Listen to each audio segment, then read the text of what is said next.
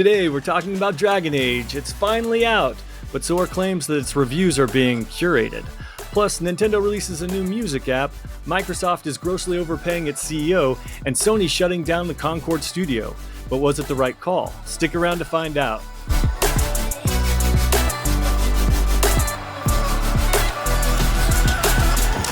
Happy Halloween. Welcome, friends, to this week's episode of Good Playing with You, the weekly gaming podcast. I'm Dan Whitehill, and as always, I'm joined by our Good Playing Good buddies, Matt Lord. Hey, how's it going? And Matt Molding. Are ya, matey?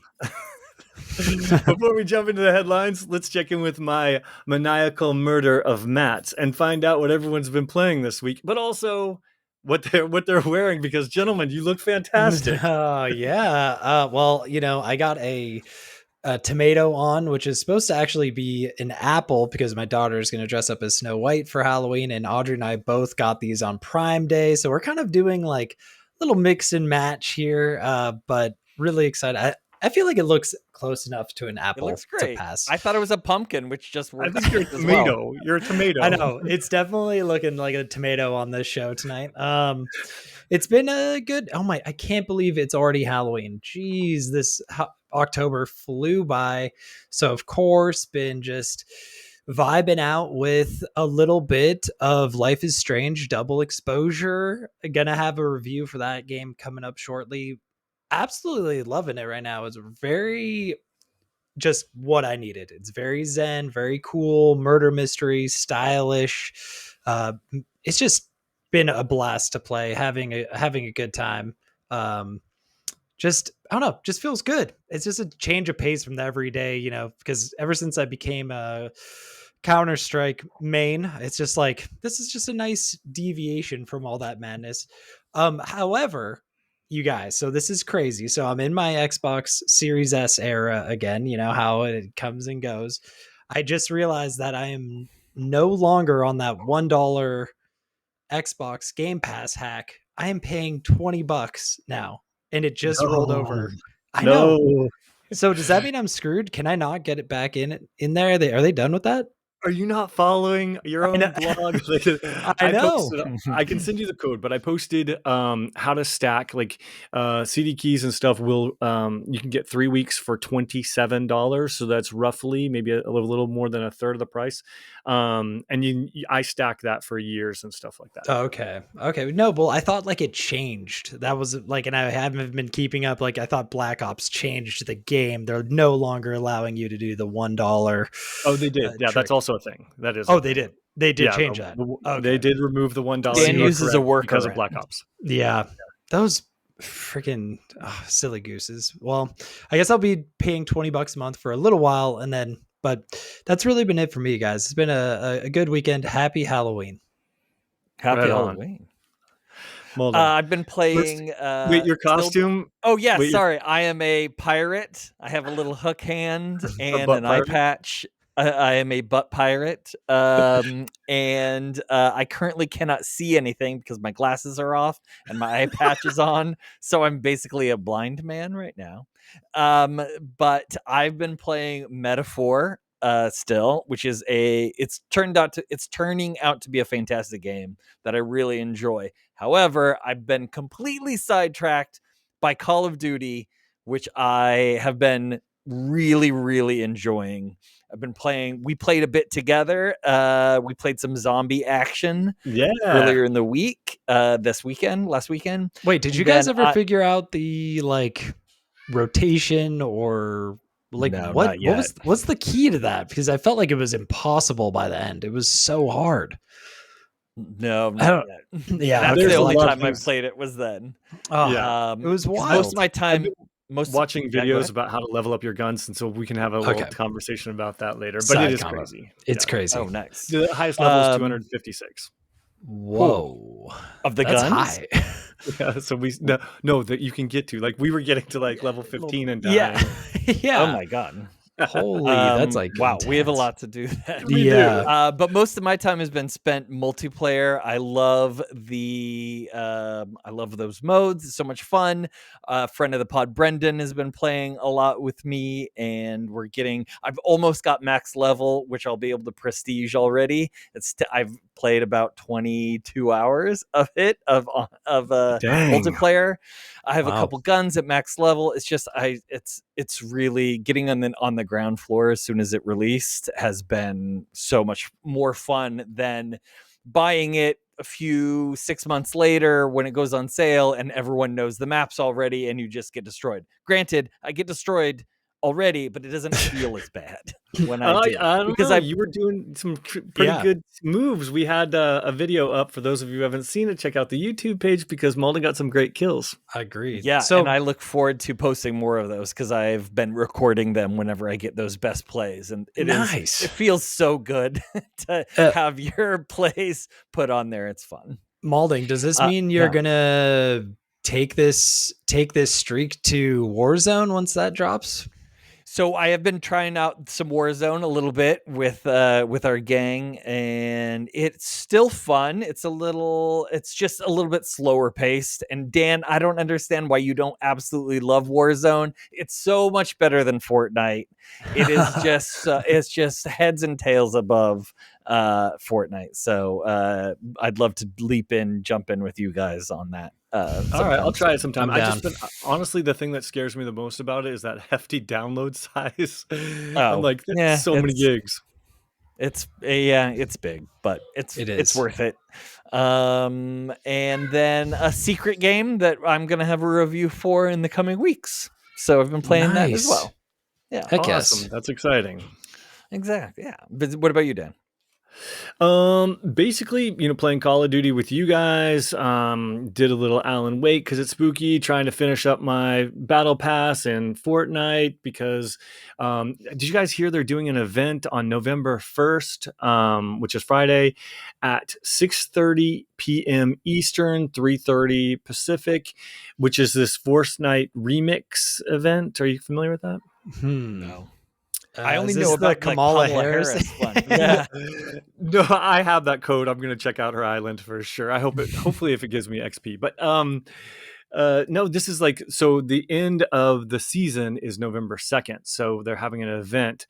And you know what? If they take down this freaking server and they go to that black dot again on the weekend, man, you're going to hear about it on the pod next week. Let's just say that. So anyway, looking forward to the Fortnite event this weekend. And then I've fallen back into Fall Guys and I've been grinding through that battle pass, but all great stuff. But really I've been cleaning the decks and waiting to play Dragon Age. Which we need to jump to in 1 second. I want to say my costume. At first I was kind of going for Mario, yes.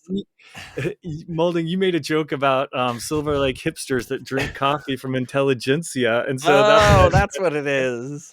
Yes, I made the Intelligentsia coffee cup and everything. You're nailing it. Thank Well, you. I both hate it and I'm strangely attracted to it. So I can't. I don't know where I'm landing. That's how Silver Lake hipsters are. But again, I only have one eye and I can't see anyway. So take it with a grain of salt. Right on. All right. I can't wait to talk about Dragon Age. There's a lot to talk about. I've got a roundup. I've got some controversy. So let's hop into the headlines of the week. Oh, the struggle is real for this mustache. So enjoy it while you can, but I'll try and hang in there. All right, so let's talk Dragon Age because it comes out today on Halloween. This episode's up a little bit early, you might notice, just because, well, of the holiday, and then it'll give me time to play it too. So I'm super excited about it. First and foremost, before we jump into all the crazy, let's talk about the reviews because this one has had us a little bit sus here on the pod. The graphics moved away from their realistic, really cool style to something a little bit more kid-friendly and cartoony.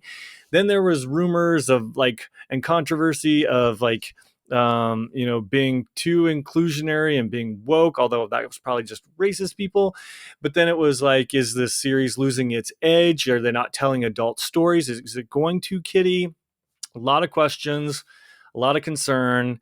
and a lot of reviews that are, to be quite frank, all over the place. So essentially, let's start at the top. We've got Eurogamer Germany, and they give it a perfect 100 and say, with Dragon Age the Veilguard, BioWare manages to bring the series into the present. Great technology, excellent playability, engaging story and characters, and above all, fantastic action combat make for an outstanding modern role-playing game. So they're sucking up, or they love it. IGN gives it a 9 out of 10 and says, saying that the Veilguard refreshes and revigorates a storied series that stumbled throughout its middle years. Matt's Obsession Palatasi at Forbes gives it an 85, saying Dragon Age the Veilguard may not be worth the entire decade-long wait, but it's a very fun on its own right and a unique exploration of the world and a new set of memorable characters. GameSpot gives it a 70 and said, all said, none of the complaints detract from the fact that the Veilguard is mostly a sound game that works when you're playing as a class that takes advantage of the combat. I haven't run into any glitches or game-breaking bugs, no side quests that I felt I've completed as too intrusive or fetch questy, and now that I've distanced myself from the mage, molding, FYI. Oh no.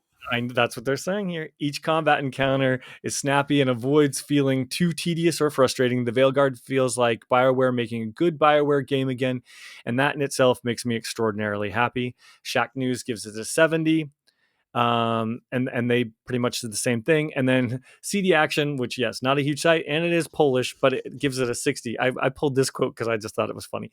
They said, Dragon Age Veilguard leaves us with the impression that we bought the wrong title. Instead of a true RPG, we get a mediocre action-adventure game. A scenario stretched to the limit, a poorly constructed world, and a monotonous gameplay that bored me to tears.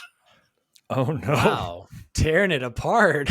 Yeah. So I do want to put the caveat on that on your group. There were a lot of 10s, a lot of 9.5s, yes. A lot of 10s that came out. I know you picked a selection of top to mid. The Metacritic lands at 84. Yeah.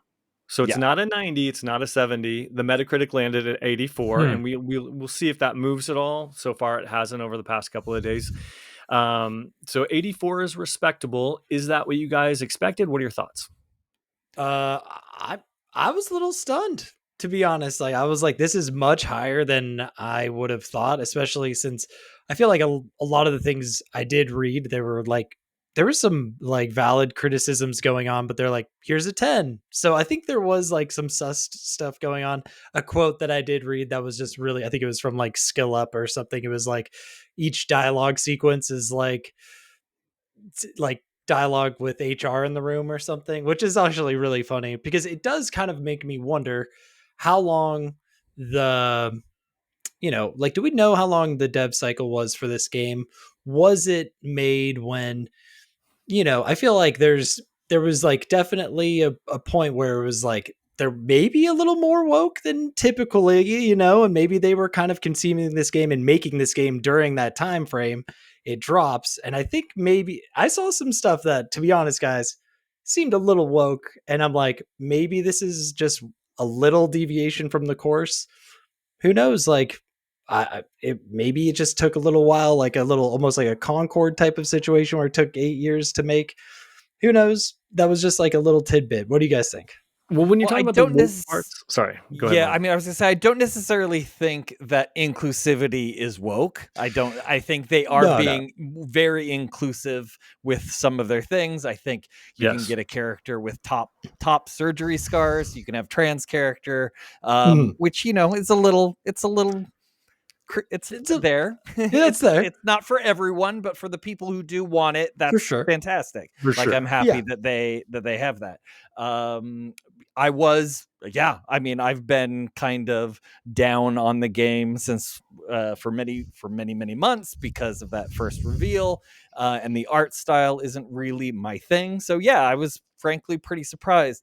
They do say a lot of the stuff does say that the quest lines are a little snooze fest. I think I got that impression that it was a little Paul Tassi mentioned in one of his tweets that a lot of the companion quests, it was go to this place and then walk 10 feet and speak to a person for 2 minutes and then go to another. And that happens a lot, he said, which that does not bode well for me.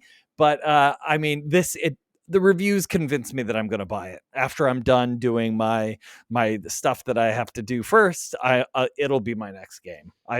It convinced me. And something that I do want to say, which I'm really impressed by, is they did do some like graphic tests, and they said this game is like optimized very well. So that is awesome to hear, because I feel like most games nowadays come out and they're just like bug trash fest. I think you mentioned one of the reviews even mentioned that, but they're saying this game is optimized way beyond what the average game release is today. That bodes well.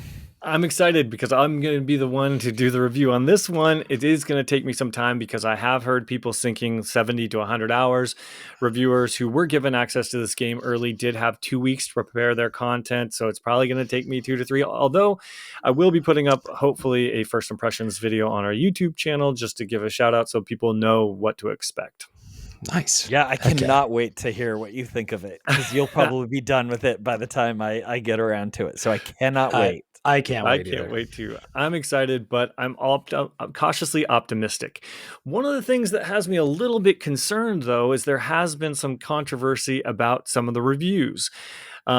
So in an explosive video published on YouTube today or Monday, Fex from Festra Life wrote that he never got a code for the game, and he said he was very close to BioWare representatives and they had promised a code.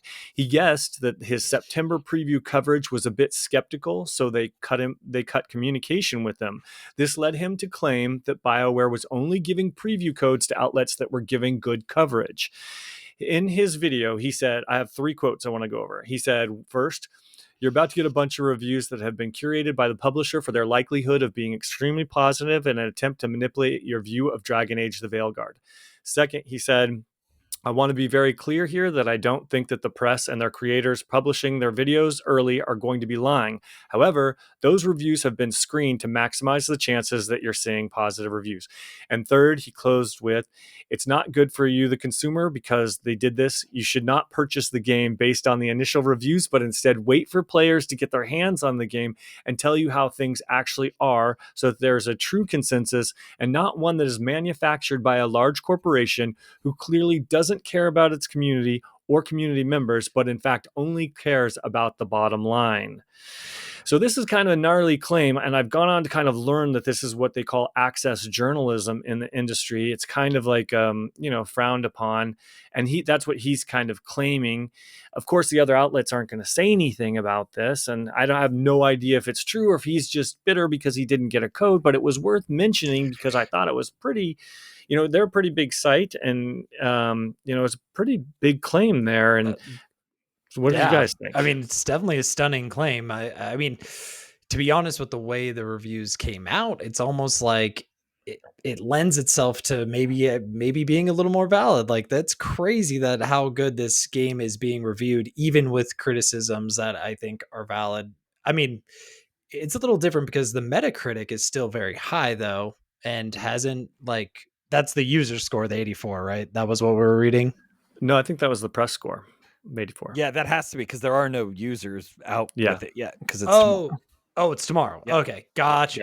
Or I mean today. It's today. Halloween. Yes. For some reason, I thought I'm sorry, the launch date got me confused. I thought it was Tuesday when it launched. I'm like, Dan's already got it. Maybe he just hasn't picked it up yet. Okay, so that makes sense. Yes. Yeah. I mean, when I hear that claim, I got to side with him. Like, if you're going to make it, I do want to hear what the players are going to say, because, like, it seems like there's conflicting stuff no matter which way you cut it. So I think just holding off a little longer. Dan, I know you already took the plunge, so get in there and test away. But that's my take on that.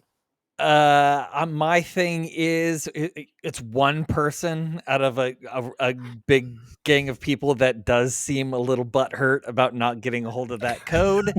I gotta take, I think, again, take it with a grain of salt. Like, I do agree though, wait to see what the users think. I completely Yep. agree with that. I think that aggregate is going to be more valid than reviewers, but I don't know.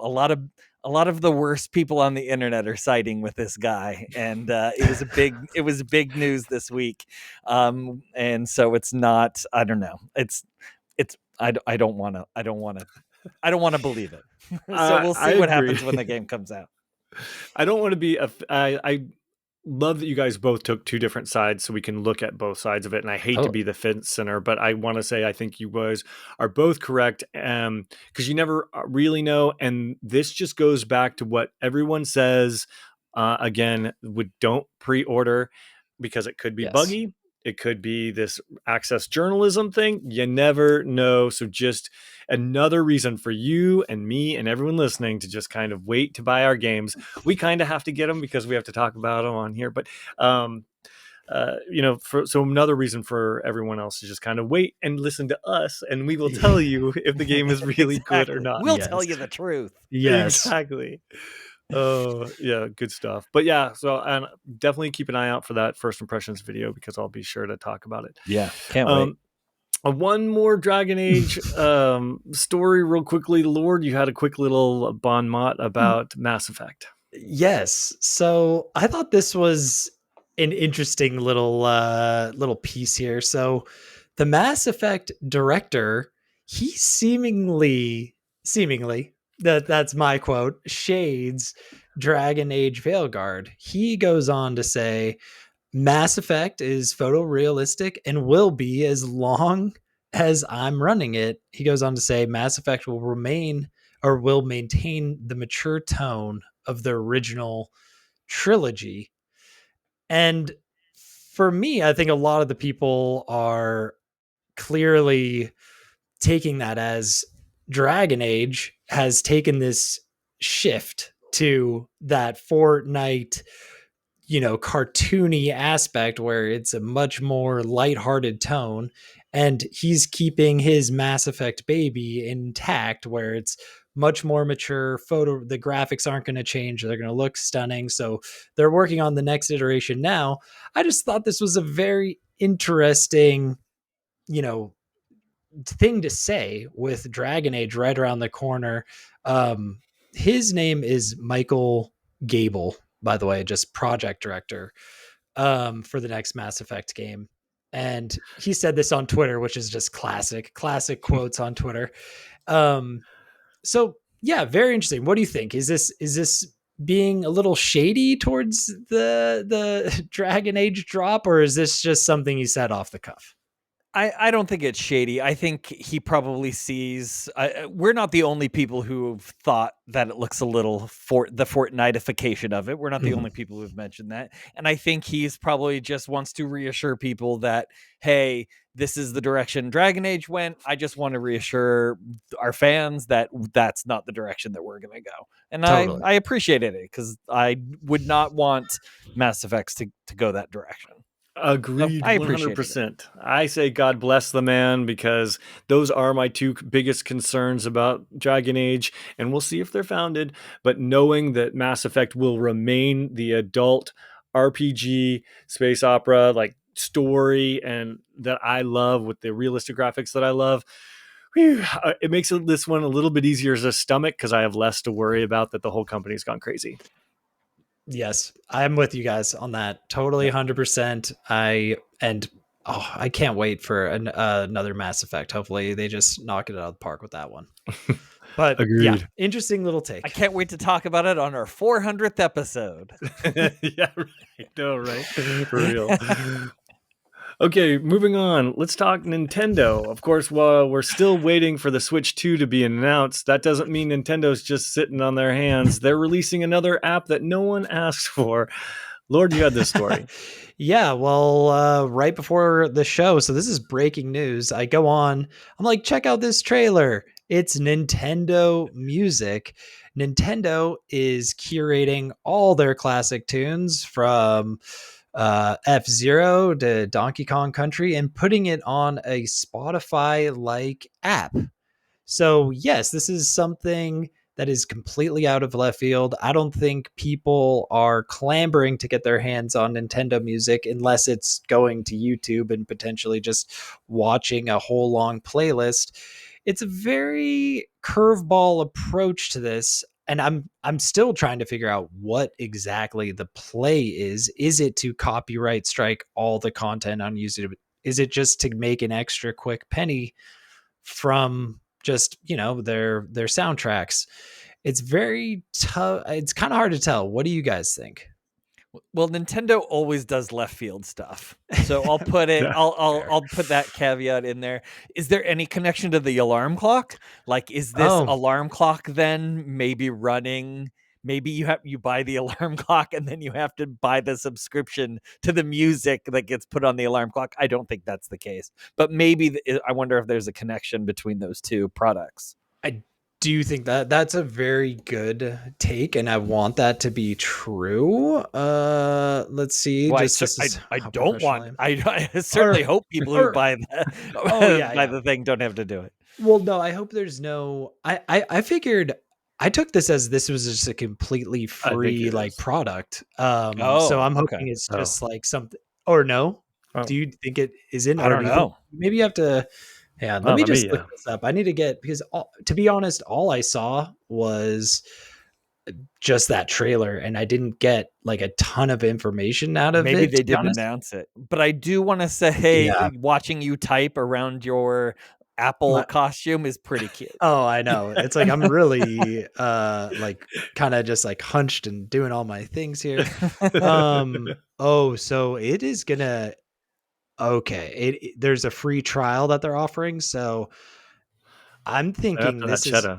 yeah, yes, Yep, with paid it's a Nintendo subscription service. Online. So, okay, you have to have the Nintendo Online app, then Okay, you can get it. Oh, So, great. I mean, $20 a so year or whatever it is. yeah, I mean that's not horrible, but it's very But interesting. who's I gonna mean, sit around and jam to some Nintendo tunes? no, No, no, no. Not Okay, me. I don't even want to talk about this. However, Maybe our friend Chad will. it's Yeah, it's interesting. Chad might be one. that's When Roe was born, we had the Animal Crossing 3DS playlist on all the time, and it had okay. and the person who uploaded it to YouTube had like rain added to the background, and it was so good. And so hopefully, that would make me really sad if eventually, Nintendo came for that person and took it down, because we listened to that all the time. It Hmm. still reminds us right when Roe was born. Super sweet moment, and that music worked wonders for getting her to sleep. So Oh, it would pro make me tip. sad. Yeah, it'd make me really Well, sad if they went and away. Nintendo could do a rev share on the back end, so that they can still claim on it. There's YouTube. There's all sorts of buttons you can press on the YouTube back end. So True. you never can True. tell. Hope so. Agreed. All right, moving on though. Concord Studio is shut down. Sony announced it today. It's official. They initially waited a couple months after release of Concord. Obviously, everyone knows this failed hero shooter that cost somewhere between $2 to really $400 million. Um, and instead of turning things around or doing anything different with it, they decided to just completely let go of this brand new studio that was created, Firewalk Studios, in 2018 for this product. Instead of doing anything else with it, was a little surprising. What did you guys think? Is this the right call? I mean, that really sucks. You get so first off, it's Firewalk, right? Firewalk Mhm. Studios. Have they done anything else? Was this their only game? No, this was their only game. Do we They know? came from different studios. They were came kind of like a to dream team create of this game. different studios. Yeah.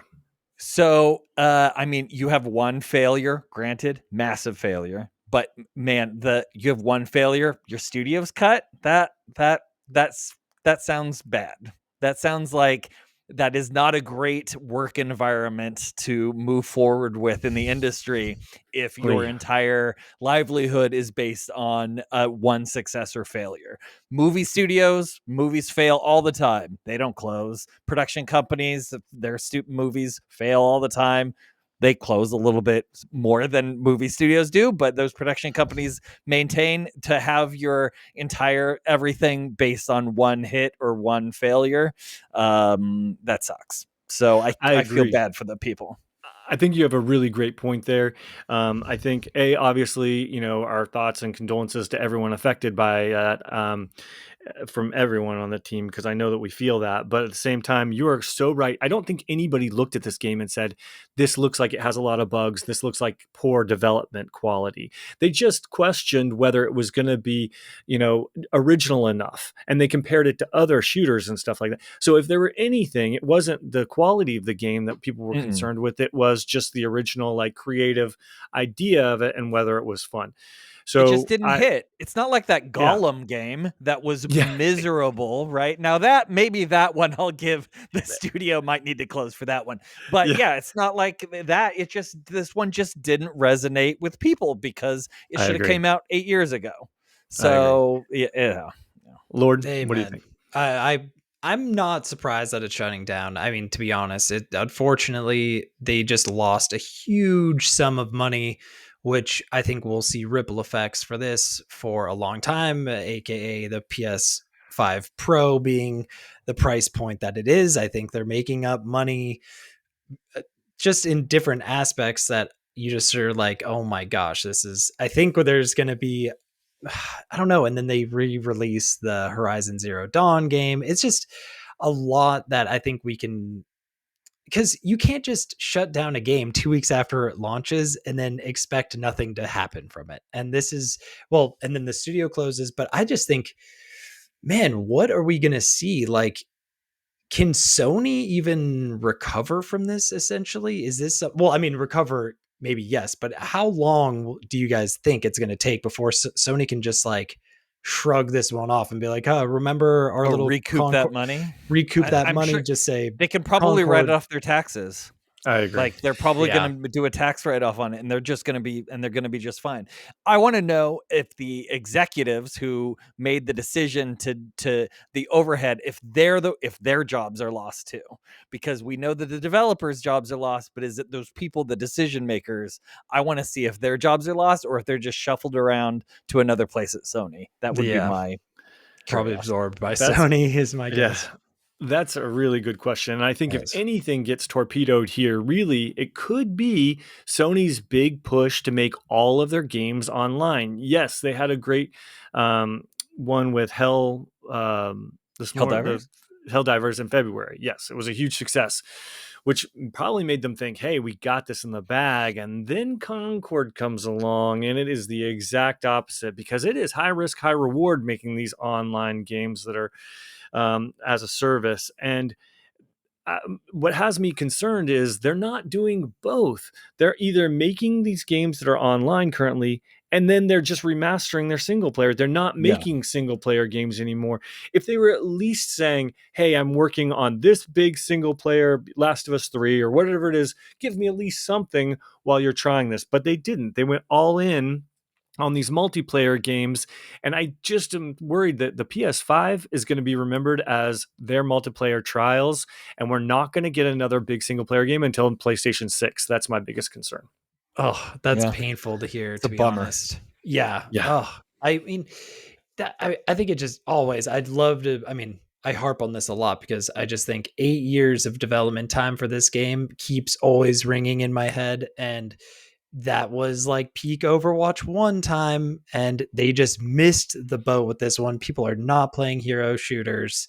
It just was bound to, it was like set up to fail, unfortunately. Then of course they showed that like Guardians of the Galaxy trailer at the State of Play that had everyone just totally baffled. Oh man.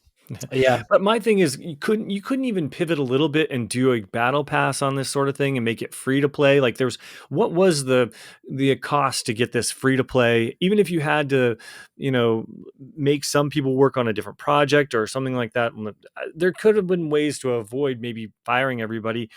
And gamers are an emotional type. Like, you give it long enough, people will get behind an underdog and they'll want to see an underdog success story. And, I think that there was something that could have been done with this. So I'm shocked that they literally just shut it all down and said, boom, no more. Yes, we're all familiar with the sunk cost fallacy from our econ class and throwing good money after bad expression and that sort of stuff. So it doesn't make sense to sink money into something that's never going to return. But there's must have been, something at this, and they just didn't see it. So that's what blows me away.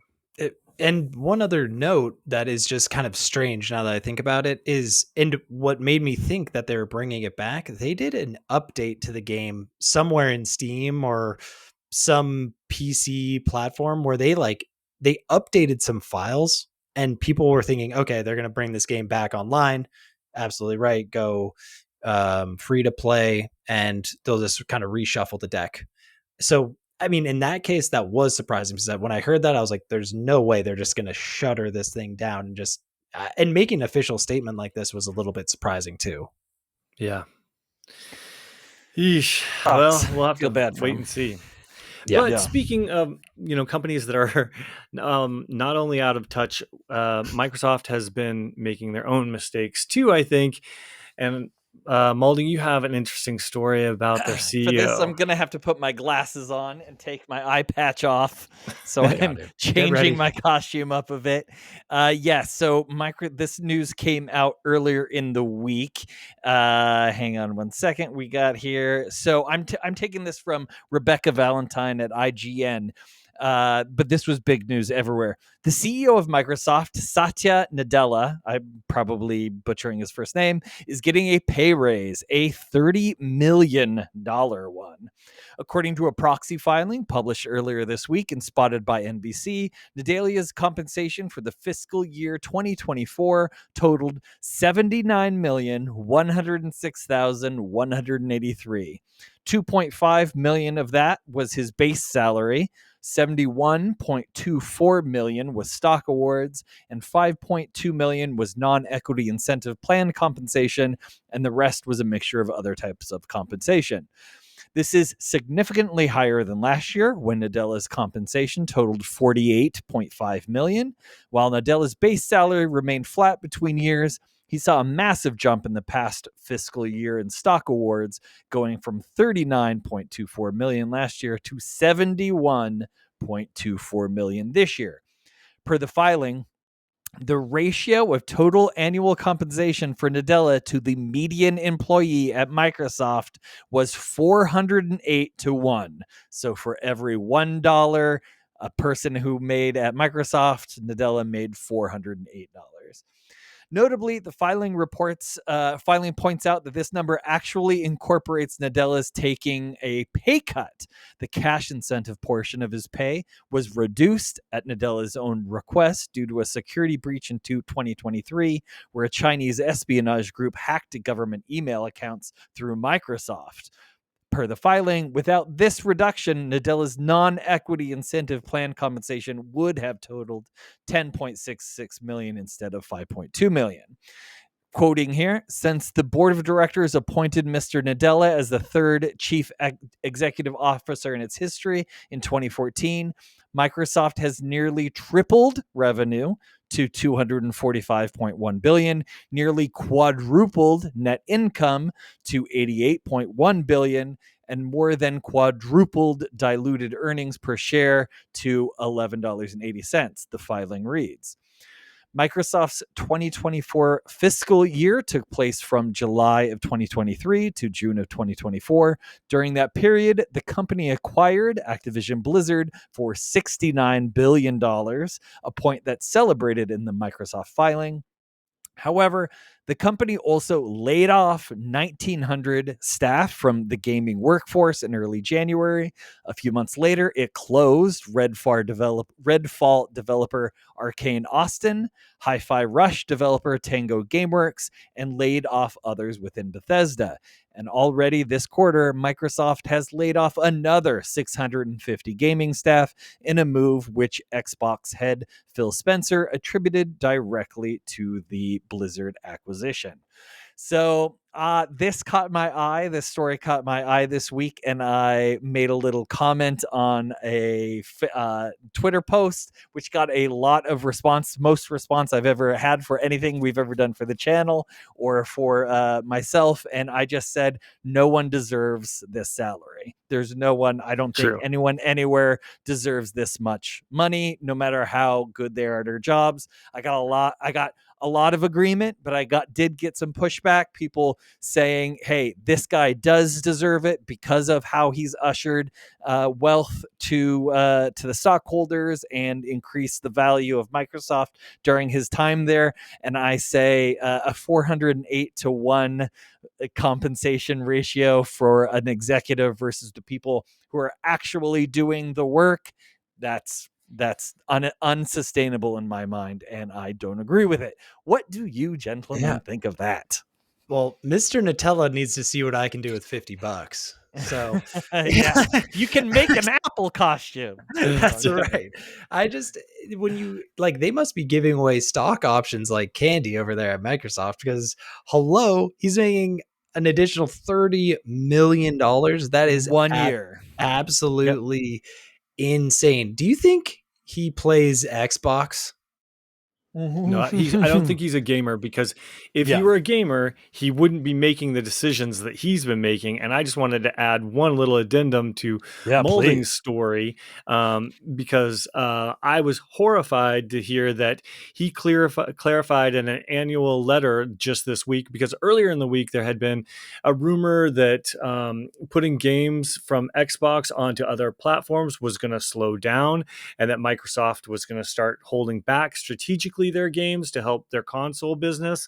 But then he refuted it in his letter to his staff and shareholders, and said, essentially, I have the quote here. He said in his the company's fiscal year 2024, he praised the success of the first 4 fan favorite titles from Xbox multi-platform initiative, namely Sea of Thieves, Grounded, Pentiment, and Hi-Fi Rush. And interestingly, concluded his quote with, "We continue to extend our content to new platforms." So clearly he's continuing to weaken his own brand and put his games on other consoles so that he's putting money first. I don't think that he knows what he's doing when it comes to this. And I think that's very short-sighted, because, well, yes, you are making money and you are going to benefit the shareholders in the immediate term. Long term, we all know giving away your exclusives is a bad strategy. So, and it won't show until you try and sell people an Xbox, whatever the next generation is. That's really going to show what the damage you've done is for this generation. And that's going to happen even more if they continue.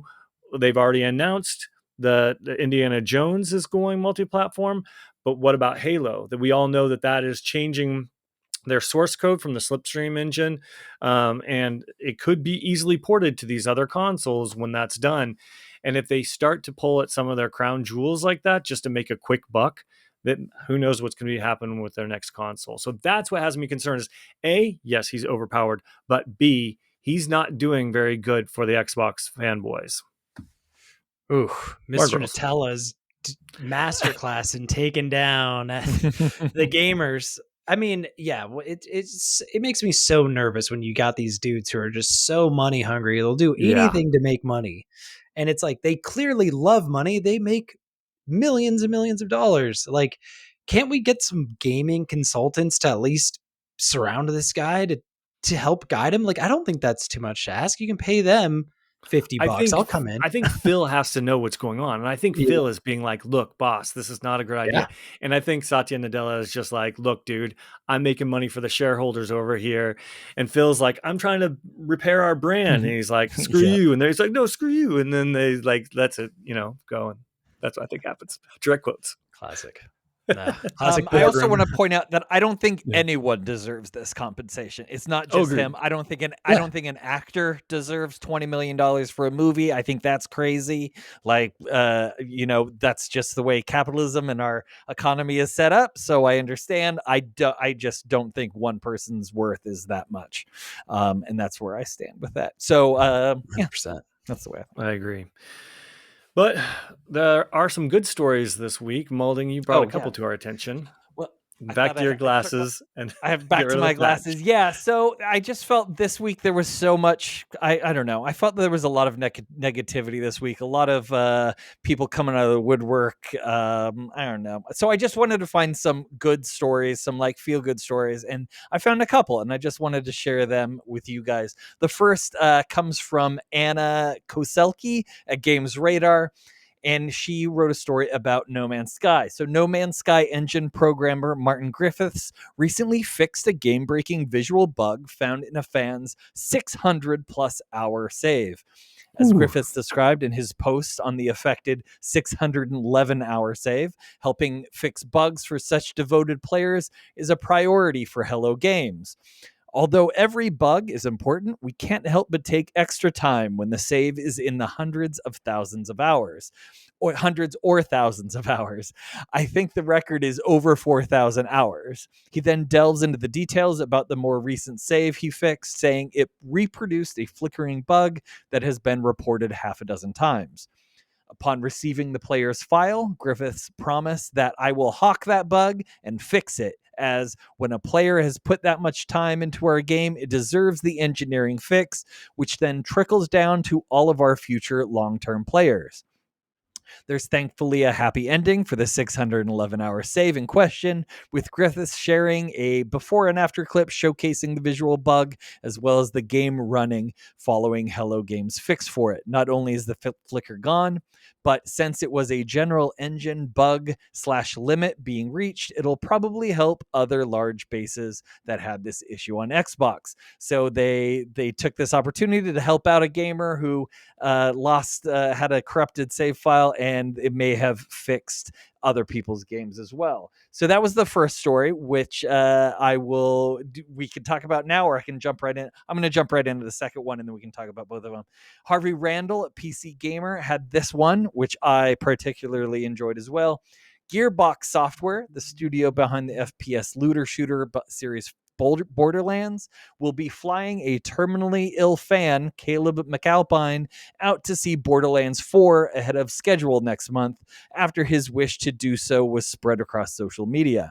McAlpine asked the game's subreddit last week if anyone there knew how to get in touch with Gearbox, revealing that he'd been diagnosed with stage 4 terminal cancer and that the doctors had given him approximately 7 to 12 months to live. He writes, I am a diehard Borderlands fan and don't know if I will be around for Borderlands 4, he wrote. Is there anyone that knows how to get in touch with Gearbox to see if there's a way to play the game early? Co-founder of the studio, Randy Pitchford, promised on X, Twitter, that they'll look into making something happen. McAlpine then spoke to Games Radar and confirmed that yes, Gearbox would absolutely be flying him out to see a work-in-progress build. He writes, McAlpine writes, I honestly did not expect it to blow up like that. I had thousands of notifications and streamers whose videos I've watched commenting on it. When I received an email from Randy, I couldn't believe it. It was awesome to see the CEO of Gearbox emailing me and telling me that he would do whatever he could to help me out. I was just floored, to be honest. In a good way, I never expected anything like this. It almost felt like a dream, to be honest. The 37-year-old veteran also told the site about where his enjoyment of the series started during his time in the Army. We would actually have Borderlands parties at the house or in the barracks where we would put 3 or 4 TVs together and play that way. I've been playing the games ever since. All of the games are good in their own way, from characters to weapons. They're just downright fun games to play. So I thought those were both really of course, it's not wonderful that the poor man is dying, of course, but I just thought both of those stories were really great and helped kind of cleanse my palate of the week of gaming news that we sometimes have. So yeah, it's been a week, and No Man's Sky's still out there, trying to recover from their disastrous launch with this type of PR move. Yeah, that studio didn't close down. No, yeah, and they have built probably more goodwill than anybody else. Like the way they support that game, I can't wait to see what they do with their next game. I know. I love. Honestly, that next game looks great too. I just was all about eating up that launch drama from their game, and that's just. But I know they've really turned it around, and that makes me really happy. Both stories are great. Malding, I think. Yes, it's a no-brainer to help the dude with the save. And I really hope we get a follow-up on the Borderlands 4 story as well. Yeah, I hope so too. I'll keep an eye out for that. Hopefully he gets to see it and gets to play it. That would be awesome. I hope so. Yeah, definitely. Love those stories. Thank you for that. All right, let's move on. This time it's time for the listener emails of the week.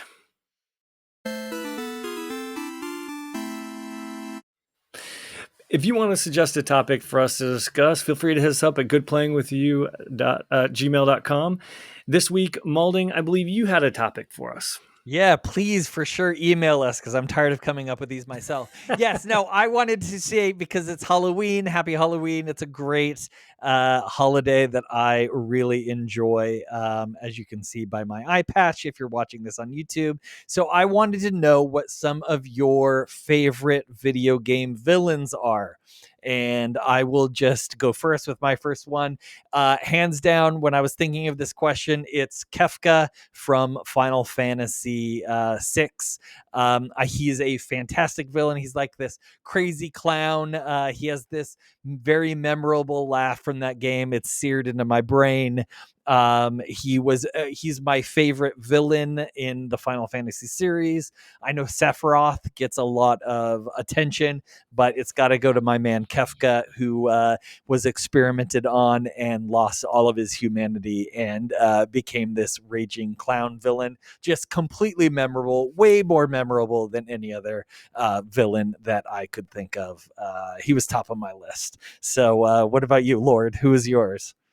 My first one, honestly, kind of random, but the first thing that came to my mind was Atom Smasher from Cyberpunk 2077. Oh, the big dude, The right? big dude, the big Yeah. robot was legit scary in that game. And there's like all this lore about how badass he is in the world. And now he's just like this Terminator style being, even though despite I kicked his ass in the game pretty easily. I don't know that I ever OP. fought him. I don't think I did. Yeah, you wind up battling him in like the Osaka building or something, but he just had like a weird energy to him that I thought was super intimidating. He was your first interaction. He has like a super vulgar interaction with one of the ladies in the game. And it's just like crazy. And he just sends a chill down my spine. I thought he was a perfect villain, a good way to kick off that game for sure. Good choice. I like that. Nice. Dan, what about you? The first one that came to mind was Handsome Jack, because he's the biggest douchebag, and yet he's so funny and so awesome. Like, the rest of the games couldn't even compare. They keep bringing him back. He's just such a memorable villain, but he had like this really good sense of humor. And man, From Borderlands, right? This. I don't think you mentioned the game, but he's Borderlands, right? Yeah. My bad. Yes, Borderlands. So he's just, I think it was just Borderlands 2, and then he's in Borderlands 3 or whatever. No, the pre-sequel, wasn't he in there? And then they killed him off, and I don't remember. But I know that he wasn't in the most recent because it was the streamers people, and we all know they were terrible YouTube in comparison. Yes, yeah, those YouTube personalities are awful. Oh my god, they're awful. Yeah, exactly. They are boring AF. So for me, it was Handsome Jack. Nice. What about you? Nice. So my second one is the most unforgettable. I know Heath Ledger as Joker in The Dark Knight is incredible, but Mark Hamill's portrayal of Joker in the Batman games from Rocksteady is just incredible. He's so scary and creepy and animated well, and Mark Hamill's voice is so good. It doesn't sound like him at all. I was shocked when I found out that was him. He also voices Joker in the Batman animated series. Just an incredible job and a fantastic villain in those games. I just love it. Lord, what's your second? I do like the Joker, and that he's really good. My second is Ridley from Super Metroid, just a menacing dragon character that all it wants to do is just whip you with its tail and just cause havoc. And you have that really cool lava battle that is just so iconic, so much fun. I just remember that he's such a menace, like just a difficult boss. So as a little kid, I was totally freaking just traumatized. But yeah, that was neat. That was a good one. That was my second pick for sure. That's great. For my second one, I couldn't decide between two more. One I had was GLaDOS, because I think Portal is one of the best games ever. And man, again, something about those villains with those snappy senses of humor, with those like, okay, I'm going to make you laugh and then I'm going to kill you. There's something in that I just think is really great. And then I had to go back for my other one. I was fighting between the two. The other one is Pyramid Head. Yes, he's kind of like, oh, Pyramid Head. But honestly, and from my gaming memory, when I was younger, it was the very first time I ever had a boss battle, or what I thought was a boss battle. Spoiler alert. Lord, if you haven't got to this part of Silent Hill 2, but they lock you into a room with Pyramid Head. And I kept trying to kill him and I kept getting murdered. And then I figured out you're just supposed to stay in the locked room and avoid him long enough, and then he leaves. And that blew my little peanut brain because I expected a boss battle. So there was something about him stalking me and being stuck in close quarters that I was like, okay, Pyramid Head, you're pretty much, new fear unlocked that I didn't know I had. Oh, it's so That's scary. a great one. Yeah, I mean, I remember the OG battle, classic. Oh man, I can't wait to play it in the remake. Just saying, I'll have that up I hopefully I soon. That agree. character design too is incredible. Like it just really Iconic. stands out. Oh, Yeah. Yeah. But speaking of character design, I wanted to ask you guys, what is the most like horrifying recent villain or monster you've seen, like a really good character design from a looks perspective? Ooh, That one's easy for me. Most horrifying to me specifically Yeah. is one of my favorite killers in Dead by Daylight is the Plague. And I love playing as her, but she is absolutely disgusting because what she does is she pukes all over the generators and she pukes on the survivors. And I can't stand that, but I love playing as her because she's so much fun. But the sound effects and the splashing of the vomit against the generator and making the big people scream, and then you can hang them up and then puke on them again to insult them. It's just really, really disgusting, but so memorable and so much fun to play as. Oh my Oh, gosh. that I sounds always thought awesome. she looked like the lead actress from Queen of the Dams that unfortunately died too early. What was her name? Oh yeah, Aaliyah. Leah. I always thought she Aaliyah, looked yeah. like Oh, Aaliyah, the interesting. Aaliyah character Yeah. from that movie, so I couldn't take her seriously. But Oh, I that's love so her design, funny. yeah. Just So yakking on everybody. I'm I so think into of that. Aaliyah. But Aaliyah's much sexier than that one. Oh, poor Aaliyah. I know. Oh, R.I.P. well, mine, to be honest, like, okay, Jack Baker from Resident Evil 7. Initially, he's just like your typical hick villain, not too scary, but once he becomes all mutilated and starts chasing you through the house, that is nightmare fuel for me. When he's like busting through walls and when That's the he part. well, When he yeah, when busts he's through the wall. I about crap myself. That was it is amazing. it is crazy some of the stuff that they did in the early part of that game. I like he was a very, very scary villain, and just something he just stood out. Like I was just like when I heard this one, I was like, no brainer, Jack Baker. Yeah, That let's go on. I saw you put that one in there, and I was like, "That is a great call," because it is a Yeah. really modern like villain for Resident Evil, but it calls back to that famous dog jumping through the window sequence when he busts through the wall in the first game. So it was such a good callback, and still just makes you crap yourself. So good call on that one. Mine is, I don't know if you guys heard, but Outlast is being made into a movie by Lionsgate. So they just announced that today. So I, of course, am super excited because I love the series. And I've been playing relentlessly the Outlast Trials. It's a great horror game, and it's got some really great villains in it, but the two that stand out in particular to me, which I am praying, fingers crossed, to make it to the movie. So if you don't want to play the game, that's fine, but at least remember these characters when we all see this horror movie, because I'm going to force you guys to see it even if it sucks, because hey, it's Lionsgate or whatever. Because they're really cool. One is Sergeant Coyle. Now he's from Oklahoma, so then I automatically got to back my boy. Oh boy. Yep, and he has like a stun electric rod, and that's where he gets the name, like a Tesla coil. So that's where his name kind of comes from. And he dresses kind of like a Tom of Finland, so he's kind of sexy, but will murder you. But his face is busted, and he was a sergeant in the army, so he's got like this. I don't know. He looks like he could definitely be a gay icon, because he even shocks himself in the crotch at one point and waves it at you. Like, it's crazy. So definitely Sergeant Coyle. Wait, now I want to play this Yeah, game. you piqued Balding's Yeah. interest. He's there. Yes. So there's Sergeant Coyle, but the other villain who's amazing is Mother Gooseberry, and she was this host of this TV show, and her dad was a dentist, and then she like stole all the drugs, and the dad died, and then she gave the drugs to the kids and got them all hooked on drugs, and she went crazy and had a breakdown when her dad died. But she's this big busty woman with this gross like white face, And she's Mother Gooseberry on the TV show and in the game because she tries to run around and kill you. But she's lost her marbles. And on one hand, she has a sock puppet that she calls Dr. Futterman, which is her dad's name. So he has this ventriloquist puppet that she runs around with you, Aft, and she talks to him all the time. And she's like, "What do you think, Dr. Futterman?" And he's like, "Rah." And then he has a drill that comes out of his hand, and then she tries to put the drill in your face. And I'm like, it's so awesome. Oh my god! Awesome. I'm sold 100%. Holy! Yeah. If those two characters make the movie, I will be the happiest in the whole wide world. I hope so. That sounds awesome. That does sound great.